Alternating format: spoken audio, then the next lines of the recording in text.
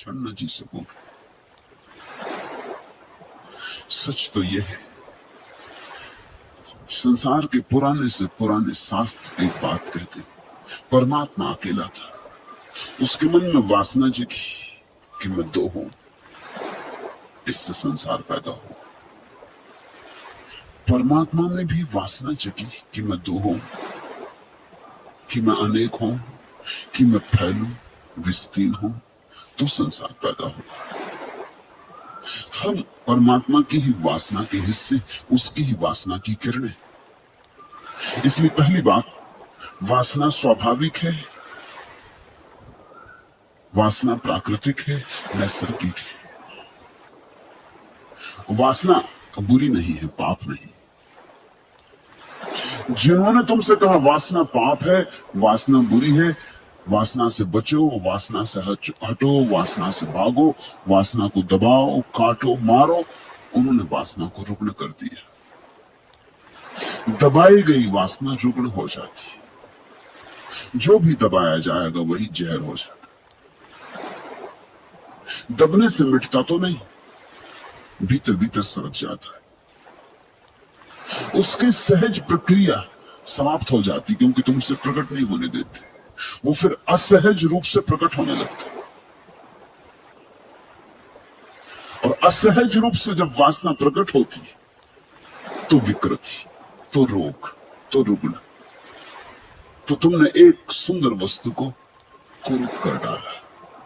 वासना तो परमात्मा की दी हुई है, विकृति तुम्हारे महात्माओं की दी हुई है। महात्माओं से सावधान, अपने परमात्मा को महात्माओं से बचाओ। तुम्हारे महात्मा परमात्मा के एकदम विपरीत मालूम होते, और तुम्हें यह समझ में आ जाए कि तुम्हारे महात्मा परमात्मा के विपरीत है, तुम्हें यह दिखाई पड़ जाए कि जो परमात्मा ने दिया है स्वाभाविक सरल, जो जीवन का आधार है, उसे नष्ट करने में लगे, तो तुम्हारे जीवन से रुग्णता समाप्त हो जाएगी, वासना का रोग विलीन हो जाएगा, विकृति विदा हो जाएगी। समझो, काम वासना है, स्वाभाविक है, तुमने पैदा नहीं की, जन्म के साथ मिली, जीवन का अंग है, अनिवार्य अंग है। तुम्हारे मां और पिता को काम वासना न होती तो तुम न होते। इसलिए शास्त्र ठीक ही कहते हैं कि परमात्मा में वासना उठी होगी तभी संसार हुआ। तुम्हारे मां और पिता में वासना न उठती तो तुम न होते, तुम में वासना उठेगी तो तुम्हारे बच्चे होंगे।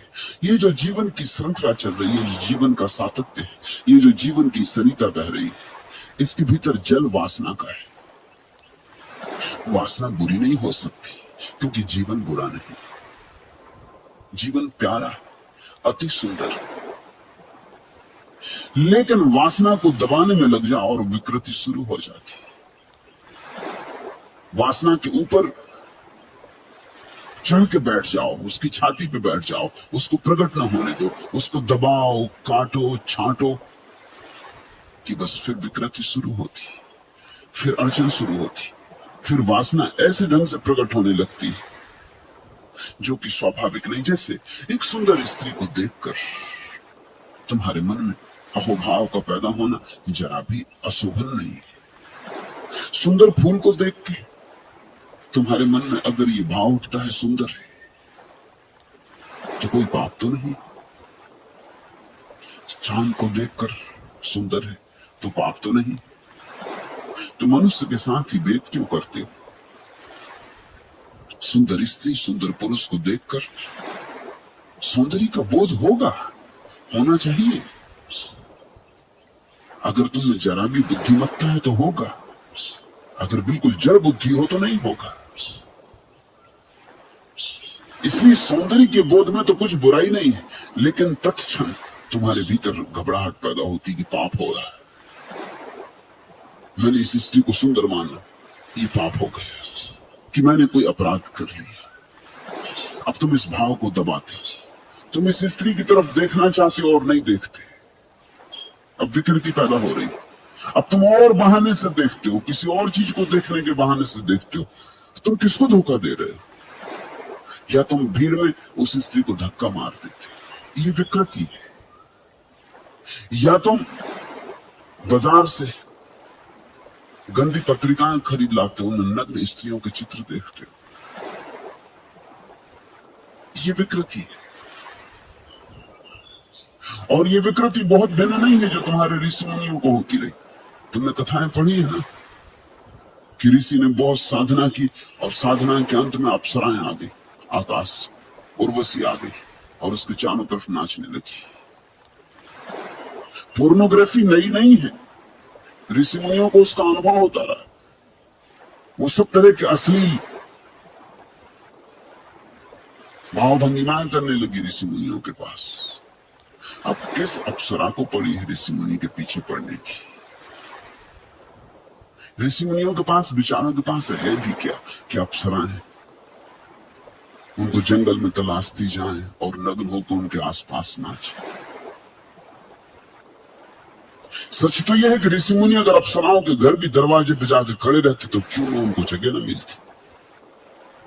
वहां पहले से लोग राजा महाराजा वहां खड़े होते। ऋषि मुनियों को कौन घुसने देता? मगर कहानियां कहती हैं कि ऋषि मुनि अपने जंगल में बैठे, आंख बंद किए, शरीर को जला के गला के, भूखे प्यासे व्रत उपवास किए हुए, और अप्सराएं उनकी तलाश में आती। ये अप्सराएं मानसिक, ये उनकी मन की दबी हुई वासना है। ये कहीं है नहीं, ये बाहर नहीं, ये प्रक्षेपण, ये स्वप्न है। उन्होंने इतनी बुरी तरह से वासना को दबाया है कि वासना दबते दबते इतनी प्रगाढ़ हो गई है कि वो खुली आंख सपने देखने लगे, और कुछ नहीं, हेलुसिनेशन, संभ्रम। मनोवैज्ञानिक कहते हैं किसी आदमी को ज्यादा दिन तक भूखा रखा जाए तो उसे भोजन दिखाई पड़ने लगता है, और किसी आदमी को वासना से बहुत दिन तक दूर रखा जाए तो उसकी वासना का जो भी विषय हो वो दिखाई पड़ने लगता है, भ्रम पैदा होने लगता है। बाहर तो नहीं है, वो भीतर से ही बाहर प्रक्षेपित कर लेता है। ये ऋषि मुनियों के भीतर से आई हुई घटनाएं हैं, बाहर से इनका कोई संबंध नहीं। कोई इंद्र नहीं भेज रहा है, कहीं कोई इंद्र नहीं और न कहीं कोई उर्वशी। सब इंद्र और सब उर्वशियां मनुष्य के मन के भीतर का जाल। तो तुम अगर कभी ये सोचते हो कि जंगल में बैठने से उर्वशी आएगी, भूल समझ जाना, कोई उर्वशी नहीं आती। नहीं तो कई ऋषि मुनि इसी में हो गए हों, बैठे हैं जंगल में जाके, अब उर्वशी आती होगी, अब उर्वशी आती होगी। उर्वशी तुम पैदा करते हो, दमन से पैदा होती। ये विकृति, इस स्थिति को मैं मानसिक विकार कहता हूं। ये कोई उपलब्धि नहीं है, ये विक्षिप्तता है, यह है वासना की रुग्ण दशा। तुम्हारे भीतर जो स्वाभाविक है उसका सहज स्वीकार करो, और सहज स्वीकार से क्रांति घटती। जल्दी ही तुम वासना के पार चले जाओगे। मैं ये नहीं कह रहा हूं कि वासना में सदा रहो, लेकिन पार जाने का उपाय ही यही कि उसको सहज स्वीकार कर लो, दबाना मत, अन्यथा कभी पार न जाओगे। उर्वशियां आती ही रहेंगी। तुमने देखा कि चूंकि पुरुषों ने ही ये शास्त्र लिखे इसलिए उर्वशियां आती। स्त्रियां अगर शास्त्र लिखती और स्त्रियां अगर साधनाएं करती जंगलों में पहाड़ों में, तुम क्या समझते हो उर्वशी आती? स्वयं इंद्र आते। तब उनकी कहानियों में उर्वशी इंद्र को भेजती, क्योंकि उर्वशी से काम नहीं चल सकता था। जो तुम्हारी वासना का विषय है वही आएगा। उन्होंने अप्सरा नहीं देखी होती, उन्होंने देखे होते चलो हिंद केसरी चले आ रहे, कि विश्व विजेता मोहम्मद अली चले आ रहे। स्त्रियां देखती उस तरह के सपने कि कोई अभिनेता चला आ रहा। कल्पना तुम्हारी, मनुष्य वासना के पार निश्चित जा सकता है, जाता है, जाना चाहिए, मगर वासना से लड़के कोई वासना के पार नहीं जाता। जिससे तुम लड़ोगे उसी में उलझे रह जाओगे। दुश्मनी सोच समझ के लेना, क्योंकि जिससे तुम दुश्मनी लोगे उसी जैसे हो जाओगे। ये राज की बात समझो। मित्रता तो तुम किसी से भी करो तो चल जाएगी, मगर दुश्मनी बहुत सोच समझ के लेना, क्योंकि दुश्मन से हमें लड़ना पड़ता है, और जिससे हमें लड़ना पड़ता है हमें उसी की तकनीक, उसी के उपाय करने पड़ते। हिटलर से लड़ते वक्त चर्चिल को हिटलर जैसा ही हो जाना पड़ा, इसके सिवाय कोई उपाय न था। जो धोखाधड़ी हिटलर कर रहा था वही चर्चिल को करनी पड़ी। हिटलर तो हार गया, लेकिन हिटलरवाद नहीं हारा, हिटलरवाद जारी। जो हिटलर से लड़े वही हिटलर जैसे हो गए, जीत गए, मगर जब तक जीते तब तक हिटलर उनकी छाती पे सवार हो गए। जिससे तुम लड़ते हो स्वभावतः उसके जैसा ही तुम्हें हो जाना पड़ेगा। लड़ना है तो उसके रीति रिवाज पहचानने होंगे, उसके ढंग ढोल पहचानने होंगे, उसकी कुंजियां पकड़नी होंगी, उसके दांव पैंच सीखने होंगे, उसी में तो तुम उस जैसे हो जाओगे। दुश्मन बड़ा सोच के चुनना। वासना को अगर दुश्मन बनाया तो तुम धीरे धीरे वासना के दलदल में ही पड़ जाओगे, उसी में सड़ जाओगे। वासना दुश्मन नहीं है, वासना प्रभु का दान है। इससे शुरू करो, इसे स्वीकार करो, इसको अहोभाव से, आनंद भाव से अंगीकार करो, और इसको कितना सुंदर बना सकते हो बनाओ। इससे लड़ो मत, इसको सजाओ, इसे श्रृंगार दो, इसे सुंदर बनाओ, इसको और संवेदनशील बनाओ। अभी तुम्हें स्त्री सुंदर दिखाई पड़ती, अपनी वासना को इतना संवेदनशील बनाओ कि स्त्री के सौंदर्य में तुम्हें एक दिन परमात्मा का सौंदर्य दिखाई पड़ जाए। अगर चांद तारों में दिखता है तो स्त्री में भी दिखाई पड़ेगा, पड़ना ही चाहिए। अगर चांद तारों में है तो स्त्री में क्यों ना होगा। स्त्री और पुरुष तो इस जगत की श्रेष्ठतम अभिव्यक्तियां हैं। अगर फूलों में है, गूंगे फूलों में, तो बोलते हुए मनुष्य में ना होगा। अगर पत्थर पहाड़ों में है, तो जड़ पत्थर पहाड़ों में, तो चेतन मनुष्य में ना होगा। संवेदनशील बनाओ, वासना से भगो मत, वासना से डरो मत, वासना को निखारो, शुद्ध करो। यही मेरी पूरी प्रक्रिया है जो मैं यहां तुम्हें दे रहा हूं। वासना को शुद्ध करो, निखारो, वासना को प्रार्थना पूर्ण करो, वासना को ध्यान करो, और धीरे धीरे तुम चमत्कृत हो जाओ कि वासना ही तुम्हें वहां ले आई जहां तुम जाना चाहते थे वासना से लड़के, और नहीं जा सकते थे। प्रेम करो, प्रेम से बचो मत। गहरा प्रेम करो, इतना गहरा प्रेम करो कि जिससे तुम प्रेम करो वही तुम्हारे लिए परमात्मा हो जाए। इतना गहरा प्रेम करो। तुम्हारा प्रेम अगर तुम्हारे प्रेम पात्र को परमात्मा ना बना सके तो प्रेम ही नहीं, तो कहीं कुछ कमी रह गई। तुम्हारे महात्मा कहते हैं कि प्रेम के कारण तुम परमात्मा को नहीं पा रहे हो। मैं तुमसे कहता हूं प्रेम की कमी के कारण तुम परमात्मा को नहीं पा रहे हो। इस भेद को समझ लेना। इसलिए अगर तुम्हारे महात्मा मुझसे नाराज हैं तो बिल्कुल स्वाभाविक। अगर मैं सही हूं तो वे सब नाराज होने ही चाहिए। मैं कह रहा हूं प्रेम तुम में कम है, इसलिए परमात्मा तुम्हें दिखाई नहीं पड़ता। तुम्हारी वासना बड़ी अधूरी है, अपंग है। तुम्हारी वासना को पंख नहीं है, पंख दो। तुम्हारी वासना को उड़ना सिखाओ। तुम्हारी वासना जमीन पर सरक रही, मैं कहता हूं वासना को आकाश में उड़ना सिखाओ। परमात्मा अगर वासना के द्वारा संसार में उतरा है तो तुम वासना की ही सीढ़ी पर चढ़ के परमात्मा तक पहुंचोगे, क्योंकि जिस सीढ़ी से उतरा जाता है उसी से चढ़ा जाता है। फिर तुम्हें दोहरा के कह दूं, पुराने शास्त्र कहते हैं परमात्मा में वासना जगी कि मैं अनेक हूं। अकेला अकेला थक गया होगा, तुम भीड़ से थक गए हो। वो अकेला अकेला थक गया था, वो उतरा जगत में, तुम भीड़ से थक गए हो। अब तुम वापस एकांत पाना चाहते हो। मोक्ष पाना चाहते, कैवल्य पाना चाहते, ध्यान समाधि पाना चाहते, चढ़ो उसी सीढ़ी से जिससे परमात्मा उतरा। इसलिए मैं कहता हूं कि संभोग और समाधि एक ही सीढ़ी के दो हिस्से, दिशा का भेद है और कोई भेद नहीं। परमात्मा उतरा है समाधि से संभोग की तरफ, तो संसार बना, नहीं तो संसार नहीं बन सकता था। तुम चलो संभोग से समाधि की तरफ, तो तुम संसार से मुक्त हो जाओ। उसी सीढ़ी से चलना होगा और कोई सीढ़ी नहीं।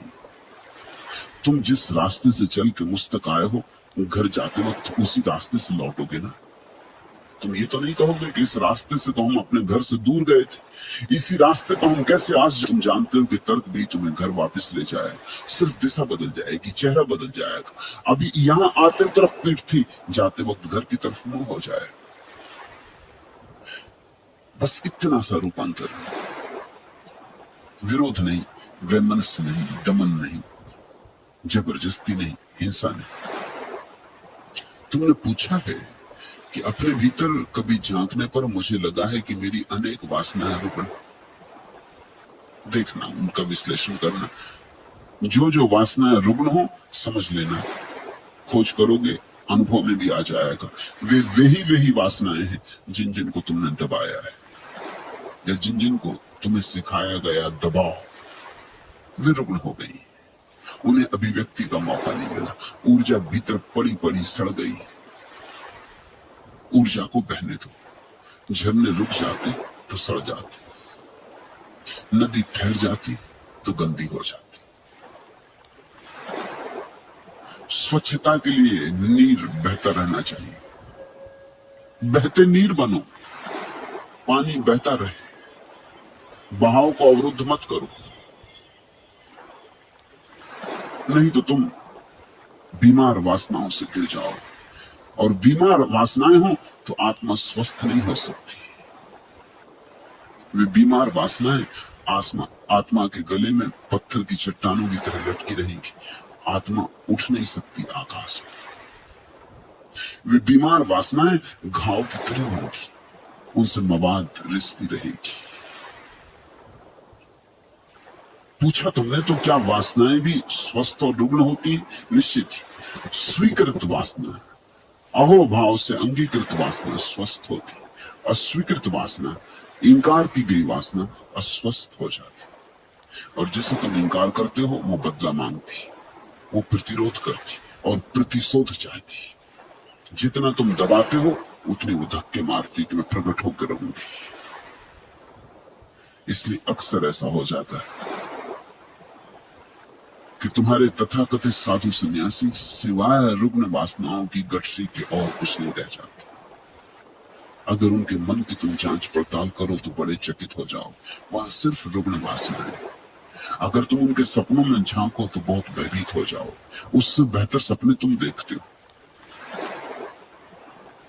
इस बात का तुम्हें शायद पता न हो कि साधारण जन गंदे सपने नहीं देखते या बहुत कम देखते, लेकिन जिनको तुम साधु पुरुष कहते हो उनके सब सपने गंदे होते होंगे ही, क्योंकि दिन भर जिसको दबाया है वो रात बदला लेता। इसलिए तो साधु सन्यासी सोने से डरने लगते, नींद कम करने लगते। 5 घंटे सो, 4 घंटे सो, 3 घंटे। जो साधु जितना कम सोता है लोग कहते हैं हाँ ये साधु 2 ही घंटे सोता है। मगर ये नींद से डरता क्यों है? इतनी घबराहट क्या है? नींद जैसी सुखद प्रक्रिया, नींद जैसी शांत प्रक्रिया। पतंजलि ने तो कहा है समाधि और सुसुप्ति एक जैसे। गहरी नींद समाधि जैसी ही है, जरा सा फर्क है। इतना सा फर्क है कि समाधि में आदमी जागा होता है और नींद में सोया होता है, मगर दोनों दशाएं एक जैसी, क्योंकि दोनों ही स्थिति में मन शांत हो गया होता है, विचार विलीन हो गए होते, निर्विचार दशा आ गई होती। सुसुप्ति में भी तुम परमात्मा में गिर जाते हो, रोज गिरते हो। इसलिए तो गहरी नींद के बाद सुबह ताजापन लगता है, पुनरुज्जीवन मालूम होता है। फिर लौट आए ताजे होकर, किसी ऊर्जा के स्रोत में नहा के लौट आए। कुछ पता नहीं कहां गए, कैसे गए, मगर गए। होश नहीं था लेकिन गए। सुसुप्ति है सोए सोए परमात्मा में प्रवेश। और समाधि है जागे जागे परमात्मा में प्रवेश। प्रवेश तो एक ही है, द्वार एक ही है, सिर्फ इतना ही फर्क है, एक में नींद है, एक में जागरण है। लेकिन तुम्हारे साधु सन्यासी बड़े घबराते नींद से, बड़े उपाय करते रहते कि किस तरह न सोएं। उनका भय क्या है? उनका भय विचारों का यही उदया योग। जो सो भी नहीं सकते शांति से, उनको दया न करो तो और क्या करो। उनकी कठिनाई यही है कि दिन भर जो जो दबाया है, समझो कि दिन भर उपवास किया, तो वो रात डरते कि जब वो सोएंगे तब राजमहल में निमंत्रण मिलने ही वाला है, वो बच नहीं सकेंगे। राजा बोझ देने वाला है सपने में, और वहां सभी तरह के मिष्ठान होंगे और सब तरह के भोजन होंगे। दिन भर सोचा वही है, लड़े उसी से। तुम भी उपवास करके देखो, जिस दिन उपवास करते हो उस दिन भर भोजन करना पड़ता है, बार बार भोजन की याद आती। राह से गुजरते हो, उस दिन फिर जूते की दुकानें नहीं दिखती बाजार में, कपड़े की दुकानें नहीं दिखती उस दिन बाजार में। उस दिन रेस्तरां और होटल, बस यही दिखाई पड़ते। सब तरफ से भोजन की गंध तैरती आती। ये पकोड़े चले आ रहे, ये भजी चले आ रहे, सारा जगत भोजन बन जाता है। जिसे देखते हो वही याद दिलाता है, भोजन की याद दिलाता है। रोज इसी रास्ते से निकलते थे, मगर तब ये नहीं हुआ था। रोज भोजन किए निकले थे, कुछ दबाया नहीं गया था, कोई रुकना नहीं था। अगर दिन भर तुम लड़े हो कि कहीं स्त्री का प्रभाव न पड़ जाए, और साधु किस तरह से लड़ते इसका हिसाब नहीं, स्त्री दिखाई न पड़ जाए तो आंख झुका के चलो। जहां स्त्री बैठी हो उस जगह पर मत बैठ जाना। स्त्री जा भी चुकी है मगर उसकी जगह पर मत बैठ जाना, वो इस जगह ही खतरनाक हो गई। तो साधु अपना आसन लेके साथ चलते हैं कि कहीं कोई किसी के आसन पर बैठना पड़े। पता नहीं कोई स्त्री पहले बैठी रही हो, फिर कहीं रोग लग जाए। अपना आसन साथ रखते, अपनी पिच्छी साथ रखते, जहां बैठते वहां पहले सफाई कर ली, फिर बैठ गए देख के कि अब कोई खतरा नहीं। ऐसे डरे हुए लोग दया योग, इनका जीवन नहीं, जिसको मनोवैज्ञानिक कहते हैं पैरानोया, भयाक्रांत, कप रहे, 24 घंटे कप रहे हैं कि कहीं कुछ गड़बड़ ना हो जाए। और जिससे तुम डरे हो उसकी याद बनी रहती, वो सब जगह से दिखाई पड़ता है। कोई हिप्पी चला जा रहा है, लंबे बाल, तुम्हारे मुनि महाराज को स्त्री दिखाई पड़ेगी, पुरुष नहीं दिखाई पड़ सकता। ऐसा मैं अनुभव से कह रहा हूं। मैं एक साधु के साथ बैठा था गंगा के किनारे, बचपन के मेरे मित्र। फिर मैं असाधु हो गया, वो साधु हो गए। दोनों बैठे बात कर रहे थे। उनकी आंखें बार बार तट पर कोई स्नान करने आया उस तरफ जाने लगी। मैंने भी देखा कौन है, देखा कि स्त्री स्नान कर रही।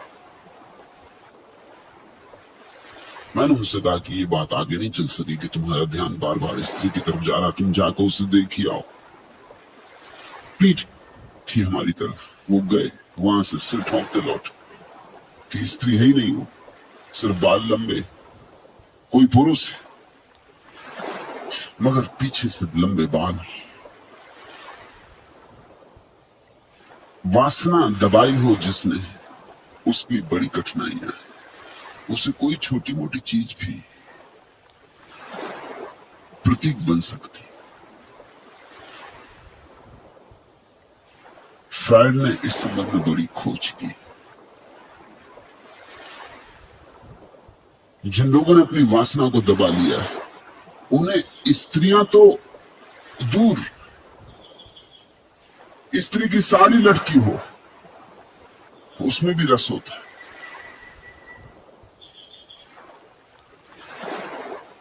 जिसने पुरुष के प्रति अपनी वासना दबा ली, उसे हर पुरुष की चीज में रस हो जाता है। ये विकृति है, ये रुग्ण चित्त दशा है। तो फिर डरोगे रात सोने में, क्योंकि सोए कि अड़चन हुई, सोए की घबराहट आई। जागने में तो किसी तरह अपने को संभाले रहे, संभाल संभाल चलते रहे। नींद में कौन संभालेगा? नींद में तो सब संभालना बंद हो जाएगा, और जो दिन भर दबा रहा है वो एकदम से प्रकट होगा।